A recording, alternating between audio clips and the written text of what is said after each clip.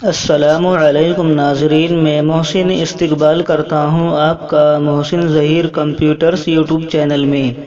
دوستو، آج میں ٹیلی ERP9 کا پارٹ نمبر 5 لے کر حاضر ہوں، جس میں ہم جانیں گے کہ اکاؤنٹ کسے کہتے ہیں اور اکاؤنٹ کتنی طرح کا ہوتا ہے۔ تو آئیے شروع کرتے ہیں۔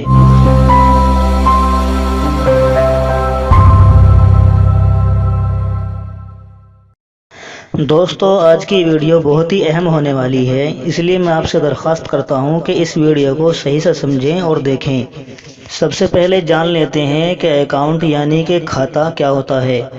اکاؤنٹ یعنی کہ کھاتہ جب کسی خاص آدمی، کمپنی، اسکول، کالج، چیز یعنی کہ مال، خدمت، آمدنی اور خرچوں وغیرہ سے متعلق تمام لین دین کو ایک خاص جگہ، تاریخ کے مطابق اور قواعد کے مطابق رکھا جاتا ہے تو اسے ان چیزوں کا اکاؤنٹ یعنی کھاتہ کہا جاتا ہے۔ دوستو، جب بھی ہم اپنے کاروبار، کمپنی، فیکٹری، اسکول، کالج یا مدرسے کو چلانے کے لیے کوئی بھی ٹرانزیکشن یعنی لین دین کرتے ہیں تو اس لین دین میں کم سے کم 2 اکاؤنٹس یعنی کھاتے ضرور ہوتے ہیں۔ مثال کے طور پر اگر ہم سہیل سے ادھار مال خریدیں تو یہاں پر بھی کم سے کم 2 اکاؤنٹس ضرور ہوں گے۔ جیسے کہ دوستو، ہم نے یہاں پر سہیل سے ادھار مال خریدا ہے تو یہاں پر ایک اکاؤنٹ سہیل کا بنے گا اور ایک اکاؤنٹ مال کی خریداری کا بنے گا، جس کو پرچیز اکاؤنٹ کہا جاتا ہے۔ تو دوستو، بس یہاں پر ہمارا بتانے کا مقصد یہی ہے کہ اکاؤنٹ سے کیا مراد ہے، اکاؤنٹ سے تاتپریہ کیا ہے۔ آئیے اب جانتے ہیں کہ اکاؤنٹس یعنی کھاتے کتنی طرح کے ہوتے ہیں۔ اکاؤنٹس یعنی کھاتے 3 طرح کے ہوتے ہیں۔ نمبر 1، پرسنل اکاؤنٹس یعنی ذاتی کھاتے، ہندی میں اس کو ویکتیگت کھاتے کہا جاتا ہے۔ نمبر 2، ریئل اکاؤنٹس یعنی حقیقی کھاتے، ہندی میں اس کو واستوک کھاتے کہا جاتا ہے۔ نمبر 3، نومینل اکاؤنٹس یعنی کہ برائے نام کھاتے جو حقیقی نہ ہوں، ہندی میں اس کو نام ماتر کھاتے کہا جاتا ہے۔ آئیے اب جانتے ہیں پرسنل اکاؤنٹ یعنی ذاتی کھاتے کن کو کہا جاتا ہے۔ پرسنل اکاؤنٹ یعنی ذاتی کھاتے کسی آدمی، کمپنی، تنظیم، ادارے کے متعلق کھاتوں یا ان کی نیابت کرنے والوں سے متعلق کھاتوں کو پرسنل اکاؤنٹ کہا جاتا ہے۔ جیسے کسی آدمی کا کھاتہ، مثلاً سہیل کا کھاتہ، کسی کمپنی کا کھاتہ، کسی مدرسے یا کالج کا کھاتہ، اسکول کا کھاتہ، کاروبار کے مالک کی پونجی یعنی کیپٹل کا کھاتہ وغیرہ۔ دوستو، اسی میں بینک اکاؤنٹ بھی آتا ہے۔ آئیے اس کو مثال سے سمجھ لیتے ہیں۔ مثال کے طور پر ہم نے سہیل سے ادھار مال خریدا۔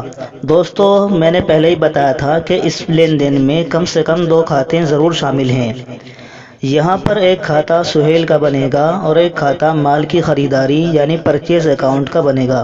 تو دوستو، یہاں پر جو سہیل کا کھاتہ ہے یہی پرسنل اکاؤنٹ ہے۔ اسی طرح اگر ہم کسی کمپنی سے ادھار مال خریدیں، مثال کے طور پر ہم نے تھاپا ٹریڈنگ کمپنی سے ادھار مال خریدا، تو اس صورت میں ہمیں اپنے ریکارڈ کے اندر تھاپا ٹریڈنگ کمپنی کا اکاؤنٹ کھولنا ہوگا، کھاتہ کھولنا ہوگا۔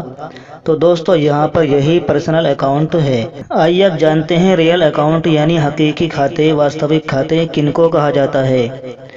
ریئل اکاؤنٹ یعنی کہ حقیقی کھاتے ملکیت اور جائیداد یعنی کہ ایسیٹس اور پراپرٹیز سے متعلق کھاتوں کو ریئل اکاؤنٹ کہا جاتا ہے۔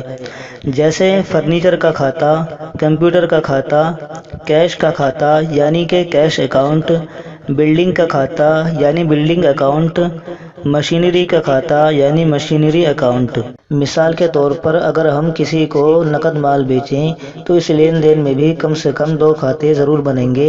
ایک کھاتہ پیسے یعنی کیش کا بنے گا جس کو کیش اکاؤنٹ کہا جاتا ہے، اور ایک کھاتہ بیچنے کا بنے گا جس کو سیلز اکاؤنٹ کہا جاتا ہے۔ تو دوستو، یہاں پر جو یہ کھاتہ ہے کیش کا، کیش اکاؤنٹ، یہی ہمارا ریئل اکاؤنٹ ہے، کیونکہ دوستو کیش ہماری پراپرٹی ہوتی ہے، اسی لیے اس کو ریئل اکاؤنٹ کہا جاتا ہے۔ آئیے اب جانتے ہیں نومینل اکاؤنٹ یعنی برائے نام کھاتے کن کو کہا جاتا ہے۔ नॉमिनल अकाउंट यानी बराए नाम खाते, नाम मात्र खाते। ऐसे खाते जो इनकम यानी आमदनी और एक्सपेंसेस यानी खर्चों और प्रॉफिट और लॉस यानी नफ़ा और नुकसान को बताते हैं, नॉमिनल अकाउंट यानी नाम मात्र खाते कहलाते हैं। जैसे परचेस अकाउंट यानी कि खरीदारी का खाता, सेल्स अकाउंट यानी कि बेचने का खाता, रेंट अकाउंट यानी कि किराए का खाता, सैलरी अकाउंट यानी तनख्वाह का खाता, कमीशन, डिस्काउंट और डिप्रिसिएशन वगैरह का खाता, ये सब नॉमिनल अकाउंट कहलाते हैं। मिसाल के तौर पर अगर हम सुहेल से उधार माल खरीदें तो दोस्तों इस सूरत में इस लेन देन में कम से कम 2 खाते ज़रूर शामिल हैं। एक खाता यहाँ पर सुहेल का है और एक खाता यहाँ पर माल की खरीदारी यानी परचेज अकाउंट का है। तो दोस्तों यहाँ पर जो ये खाता है माल की खरीदारी का यानी कि परचेज अकाउंट, तो यही नॉमिनल अकाउंट है क्योंकि ये हमारा एक खर्चा है। इसी तरह से दोस्तों अगर हमने अपनी किसी दुकान को किराए पर दे रखा है और उसका किराया हमको प्राप्त होता है, वसूल होता है, तो यहाँ पर भी इस सूरत में कम से कम 2 खाते ज़रूर बनेंगे। एक खाता किराए की प्राप्ति का बनेगा और एक खाता पैसे का बनेगा। तो दोस्तों यहाँ पर जो एक खाता बन रहा है किराए की प्राप्ति का यानी कि रेंट रिसीव्ड का, यही नॉमिनल अकाउंट है क्योंकि दोस्तों यहाँ पर किराए के आने पर कहीं ना कहीं हमारी इनकम हो रही है। इसी तरह अगर हम नकद माल बेचें तो दोस्तों यहाँ पर भी कम से कम 2 खाते ज़रूर शामिल हैं। एक खाता सेल्स अकाउंट यानी बेचने का खाता बनेगा और एक खाता पैसे का बनेगा यानी कि कैश अकाउंट, जो पैसा हमारे पास आ रहा है। तो दोस्तों यहाँ पर जो ये खाता है सेल्स अकाउंट यानी बेचने का खाता, ये इससे हमारी इनकम होती है और यही नॉमिनल अकाउंट है, यानी कि यहाँ पर सेल्स अकाउंट नॉमिनल अकाउंट है। इसी तरह से दोस्तों अगर हम अपनी किसी दुकान का किराया देते हैं जिसमें हम अपना कारोबार चलाते हैं, तो इस सूरत में भी कम से कम 2 खाते ज़रूर शामिल होंगे। एक खाता किराए की अदायगी यानी किराए के भुगतान का बनेगा और एक खाता पैसे का बनेगा।